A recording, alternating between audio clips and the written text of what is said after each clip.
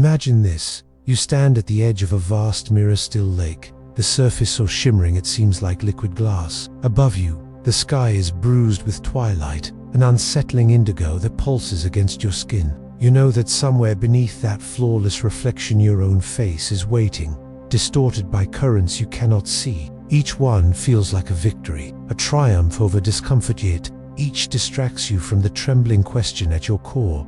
Could it be that the most terrifying abyss is not the one outside, but the one inside? Have you ever pondered how far you'll go, how many arguments you'll pick, how many glasses of wine you'll pour, how many endless scrolls of meaningless feeds you'll endure to avoid a single moment with your own soul? The only way across is to leap. What stops you? What is more absurd than sacrificing your own dreams in the name of safety? If courage is something you admire in others, why does it seem so elusive when you need it most? Deep down, you sense that this isn't about willpower, it's about survival. And survival has trained you to run. The world beyond the lake hums with distractions, laughter, neon, the roar of traffic. Each sound tempts you to turn away, to forget the quest for self. And yet, a single question remains, burning brighter than any distraction.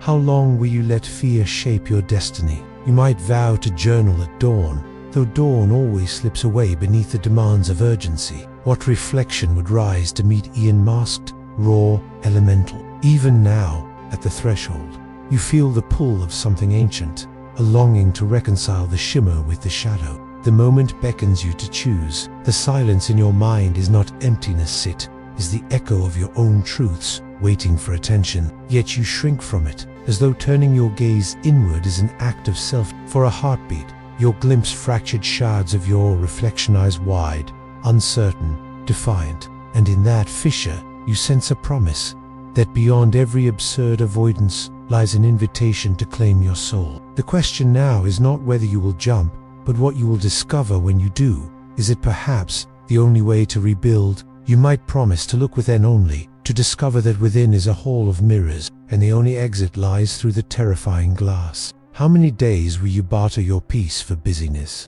And what could be more irrational than believing that perpetual motion, a treadmill of activity, can replace the agony of stillness? Now feel the weight of every excuse you've ever offered yourself. The cold air bites at your lungs, urging you backward. Not today, you murmur. Tomorrow. But tomorrow arrives burdened with the same fear.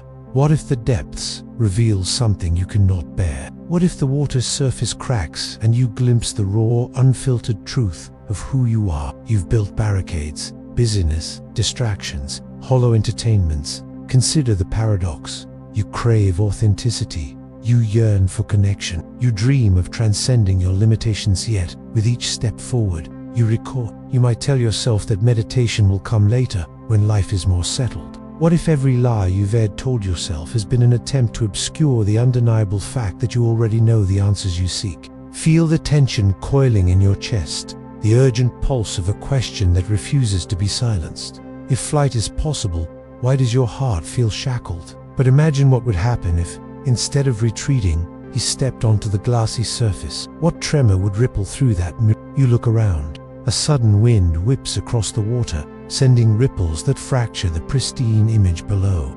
You step off the edge of the lake and plunge into the dark. The water is colder than you imagined, sharp as truth itself, and it forces your lungs to burn with awareness. You became an expert at deflection, a storyteller who spins elaborate narratives to justify why you can't feel too much, can't remember, can't confront. Every excuse, every rationalization is a strand in a safety net woven from fear. You pursue success, affection, meaning, yet the moment those desires are sated, you feel hollow again. When you declare, "I had no choice," you dodge the responsibility of authorship for your life. But as Viktor Frankl insisted, even when every external option is stripped away, when you stand in the darkness of the abyss, you still choose the attitude you bring to it. Schopenhauer's cycle of desire, Sartre's notion of bad faith, Frankl's call to choice, Huxley's sedation by comfort weave together into a tapestry you cannot easily unravel. They form the hidden problem. You have not only built walls around your soul, but have decorated them so meticulously that you mistake the fortress for a sanctuary. Therapy might coax fragments of awareness to the surface, but unless you confront the architecture of your avoidance, the seductive logic that says, Better blind than hurting. You will only rearrange the furniture within your mind. When you refuse to reconcile with your inner contradictions, you project them onto the world. You see others as flawed, selfish, ignorant, while conveniently overlooking your own, perhaps more insidious, flaws. Your relationships bear the brunt. You clamor for intimacy yet sabotage it the moment you feel seen. You yearn for authenticity yet enact scripts that protect your fragile self. Yet pressing deeper feels as terrifying as drowning. The question looms: will you continue to float in the shimmering safety of avoidance? Or will you plunge into the darkness that holds the key to your freedom? The lake's surface trembles again, as though alive, demanding your answer. And in that tremor, you sense the promise sound, the peril of what lies ahead. The paradox thickens. You crave freedom but cling to every chain you have forged. The underlying edifice remains intact. You feel safe within these ramparts, unaware that your life force is seeping through cracks you cannot see. To deny this choice is to remain shackled to the illusions you've built. A culture built on collective avoidance spawns politics of consumerism, of hollow promises, and movements that channel rage without ever addressing its roots. If you refuse to know your own soul, you cannot recognize it in another. You sense how it has guided every step you have taken, every thought you have uttered, and the tension mounts because you know that to move forward, you must dismantle this hidden force. You must excavate the roots, face the shadow, unlearn the comfort-driven habits, and stake your claim to authentic existence. But the path to that excavation remains obscured, buried beneath layers of denial. You become complicit in cycles of oppression, exploitation, and alienation. The roots of war, poverty, injustice, all grow from the same soil of souls in flight. You blamed traffic, deadlines, other people, but those storms are born from currents far below. It glints in your eyes when you smile through an interaction that leaves you empty. It weighs heavy in your chest when you silence the question that demands, who are you, really? This force has shaped your very identity, carving channels you mistake for natural rivers, not realizing they were dug by fear. They are the pressure of all you have refused to face. You bury a confession, and it festers as shame. You avoid a truth, and it twists into anxiety. You silence an impulse, and it detonates in compulsive behavior.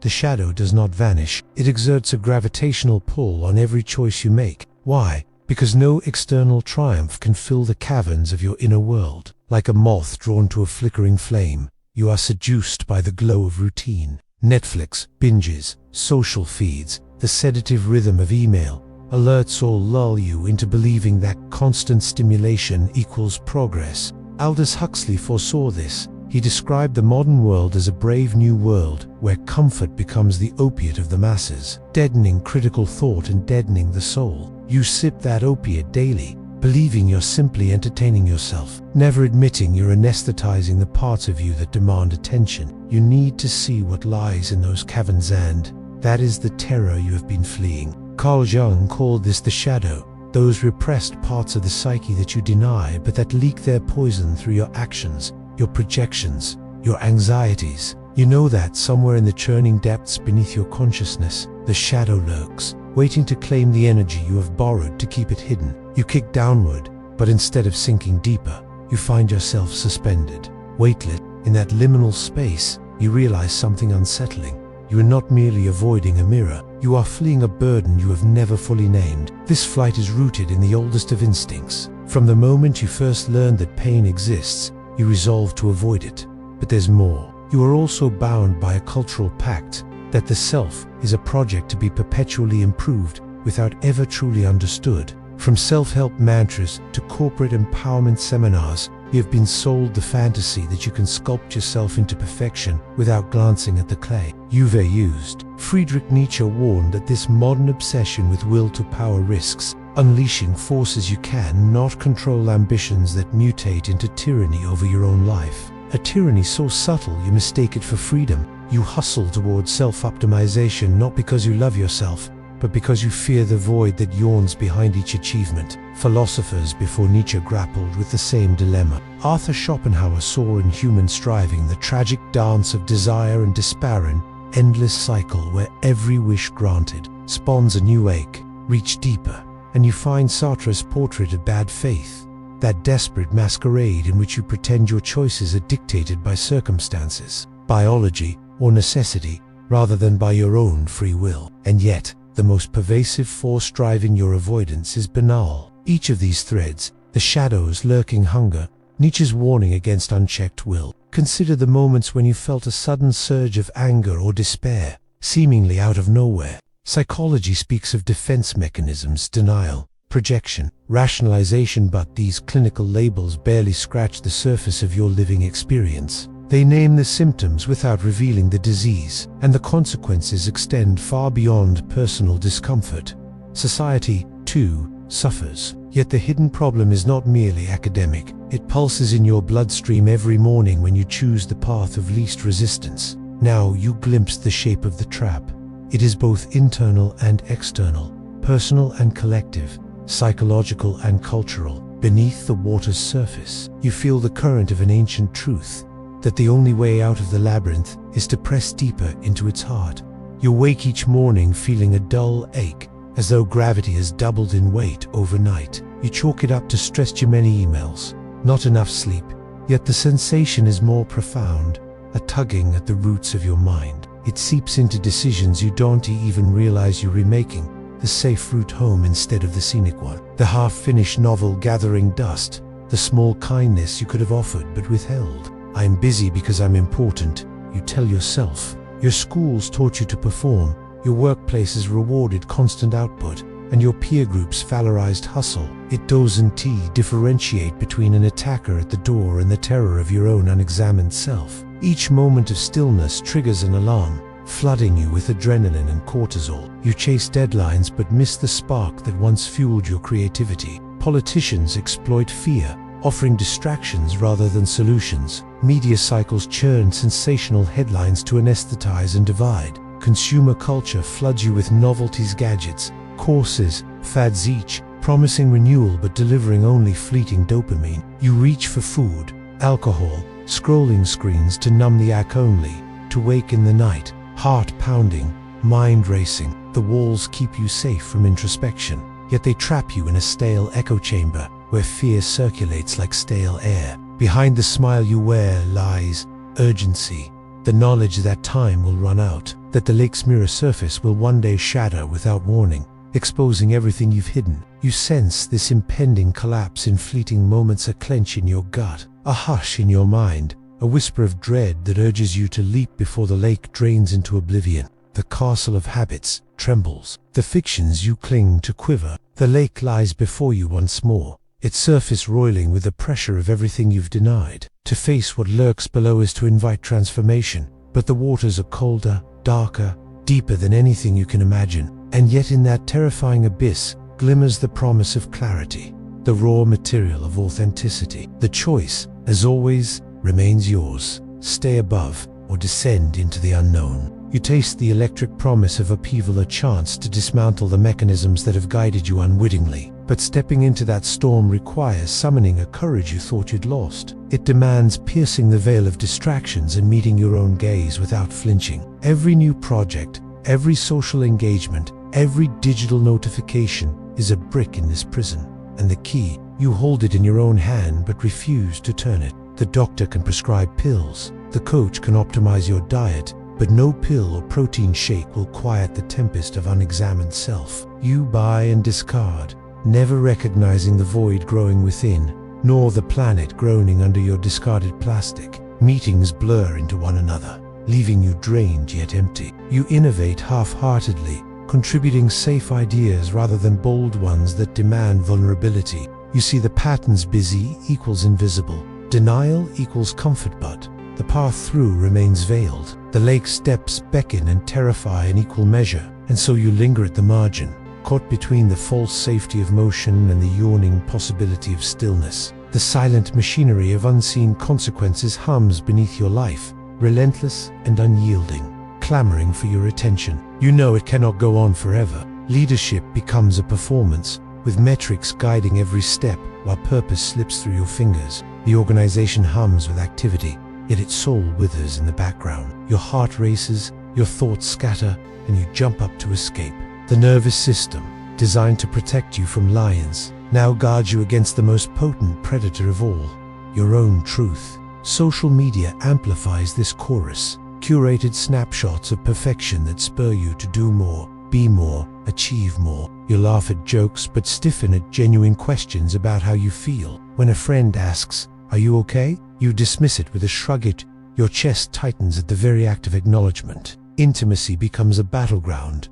You crave closeness but sabotage it the moment another person edges toward the real you. Immigration, economic inequality, cultural change become lightning rods for anxieties that trace back to unknown corners of each citizen's psyche. Policies are drafted to banish discomfort, not to heal wounds. The result, walls built not just of concrete, but of denial. The unseen cost is the erosion of trust in yourself and in others. The result is a collective trance in which pausing to feel becomes a sacrilege, and so you rush on, even when the road leads deeper into the labyrinth. I'm learning, growing, achieving. You'd bookmark another article, sign up for another workshop, join a new group. Each new commitment feels like progress, but in reality you're treading water, suspended above the chasm you dread. When someone suggests slowing down, you recoil. How dare they question the facade you've constructed? These are the ripples of your avoidance, spreading outward into everything you touch. Behind every choice to stay occupied lies a cognitive trap,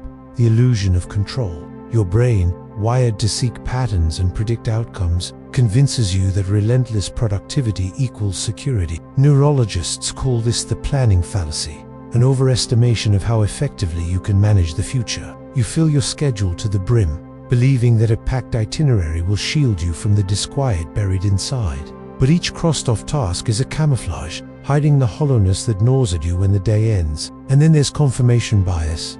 You seek evidence that your diversions are virtuous. Cultural forces conspire against you as well. From a young age, you learned that rest is lazy, reflection is indulgent, vulnerability is dangerous. At brain level, fear lights up the amygdala, the primitive sentinel that registers threats. In relationships, the consequences marinate in silence. You smile over dinner while your mind rehearses tomorrow's tasks. Work suffers a subtler decay. On a societal scale, these unseen consequences compound. When masses avoid self-confrontation, entire systems become brittle. Consider how collective avoidance fuels scapegoat. When a society refuses to examine its conscience, it projects its unacknowledged fears onto the other. Even your health is hostage to this dynamic. You exercise obsessively to control your body, yet ignore the emotional turmoil that flares in insomnia, digestive issues, chronic tension. Look around at the architecture you've erected. A life bristling with appointments, obligations, diversions, a fortress that dazzles from the outside but smothers from within. The pressure building in the unseen realms long ago reached its threshold. It pressures your dreams, your relationships, your very sense of meaning. Yet the final revelation eludes you. The trap's contours remain blurred in the murk of avoidance. Something shifts in the hush before dawn, a tremor that hints at rupture. Can you hear the faint resonance of that possibility? The unseen consequences have brought you here, to the edge of revelation. You press your palm against the cool air, as if testing for a doorway that wasn't there before. The wind carries a whisper. You have the power to shatter your own reflection. Imagine unbooking half your calendar. Feel the luxury of an empty afternoon, not filled with meetings or self-improvement seminars, but with ungoverned time. The rebellion begins when you turn off your notifications and let the silence press in until your own thoughts grow too loud to ignore. This is counterintuitive. The world tells you that doing more equals being more. Perhaps today you confess to a friend that you're terrified of emptiness. You learn that exposing your underbelly or doubts, your regrets invites genuine connection. Your mind rewires. Discomfort becomes a sign you're on the edge of growth. You train yourself to lean into the unsteady ground, knowing that each step forward is a reclamation of soul stuff you once abdicated to avoidance. Tomorrow, you admit to your partner that you've been hiding behind work.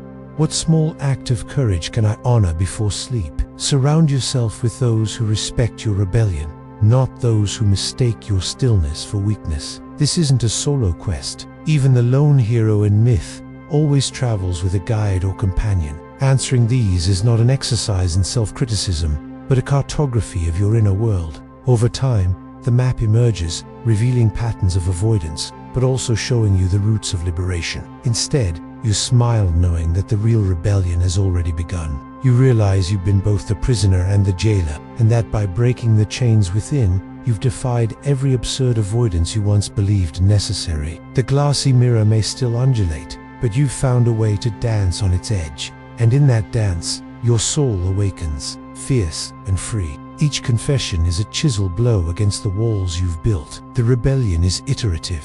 One moment of truth begets the next, until you no longer recognize the person you were before you began. Mundane hours stretch into epiphanies. A simple walk offers insights into your patterns. A shared meal becomes a ritual of communion. A child's laughter reveals a purity you thought lost. You learn to recognize the sacred in the ordinary, because you are no longer anesthetized by perpetual busyness. Yet real power lies in undoings, stripping away the padding until only your raw, unvarnished self remains. Instead of hurtling from task to task, you inhabit each moment fully. Let that question guide every choice. When you encounter pain, ask it, what is this teaching me? When you face scarcity, ask, how might this opening reveal a deeper abundance? When you feel alone, ask, can I sit with myself and find companionship in presence? Each question is a torch that lights the path through darkness. The hours stretch out like a spacious canvas, inviting you to paint your intentions with courage. You become attuned to subtle signals: an ache in your chest, that means longing; a clench in your throat, that means fear;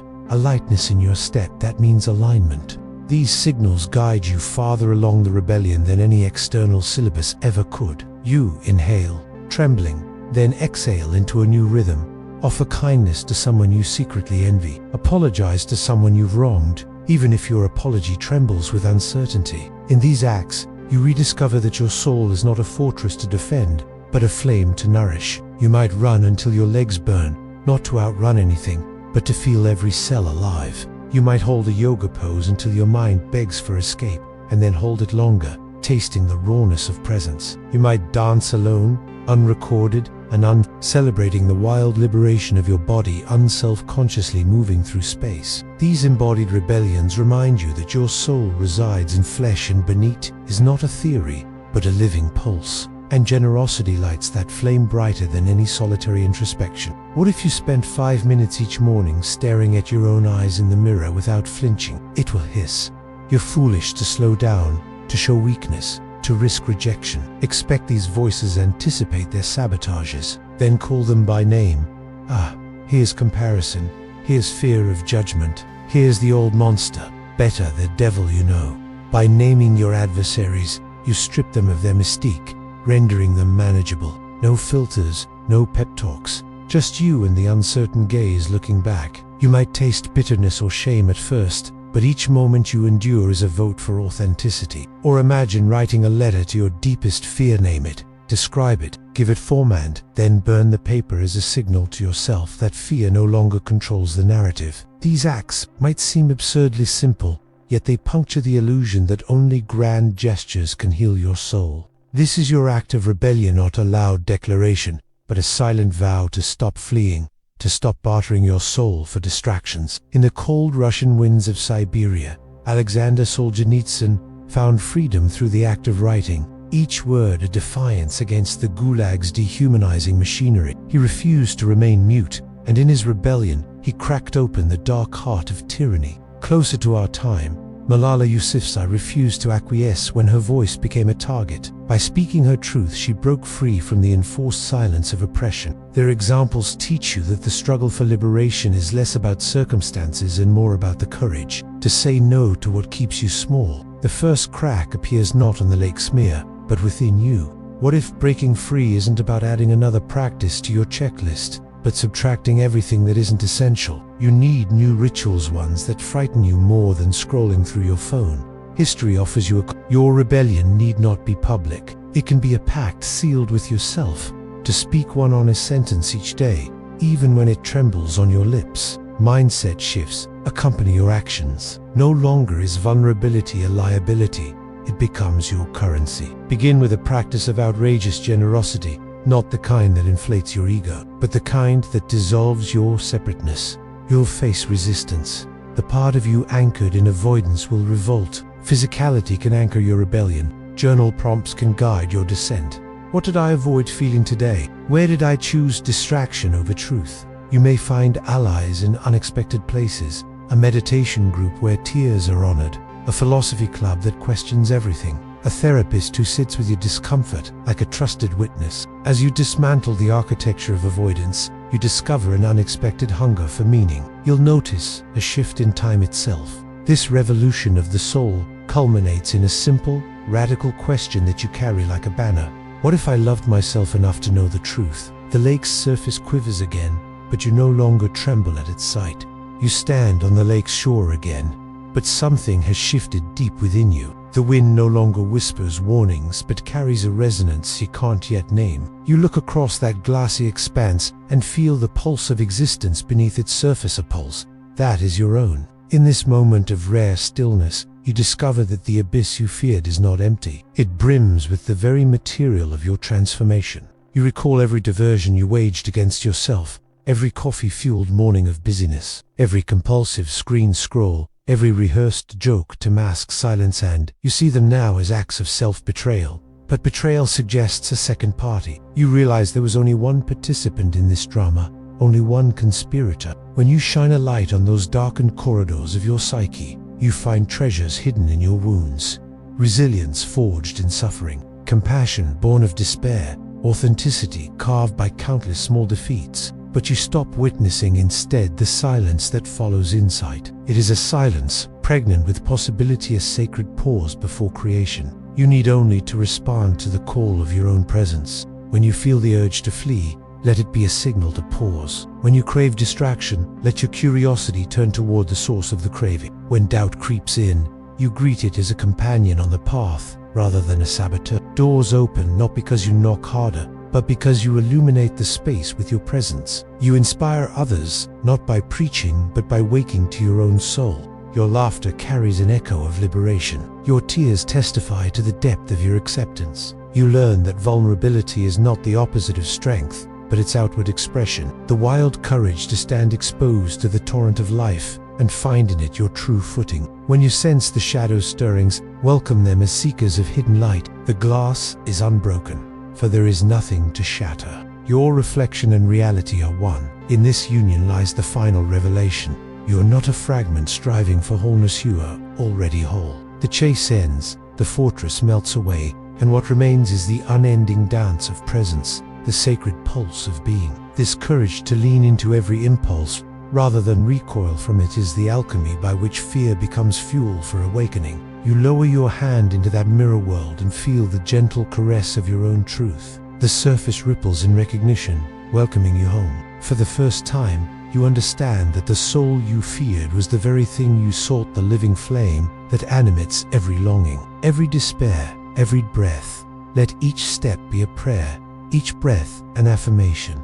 I am here, I am awake, I am free. And when you forget, as you will from time to time, let the tremor of that forgotten knowing call you back. For the soul, this journey is not a path to completion, but an embrace of mystery and exploration of the luminous heart you hold within. And in that embrace, you discover that the most absurd avoidance was never an impediment, but the very threshold to your liberation. From this silence emerges the question that will guide your every step.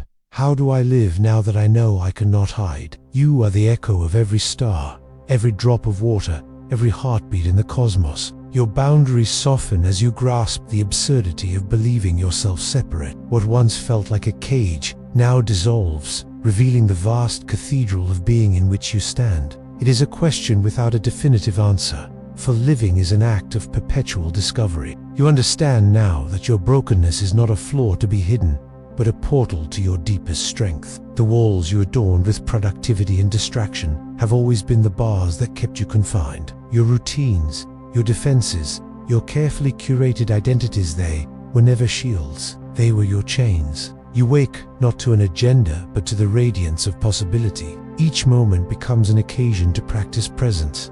Washing dishes becomes a ritual of gratitude. Walking to work a pilgrimage through your own unfolding. Conversations are no longer performances but exchanges of living substance. You speak not to impress, but to reflect the clarity you carry within. To see this is to confront the stark paradox at the heart of all avoidance. What What you install for protection is what imprisons you. The greatest illusion was believing that your soul could be outrun, that truth could be evaded. The reflection in the lake is not another Ramit, is this one, refracted. You see how every myth, every meditation, every shadowed paradigm is pointed toward the same revelation.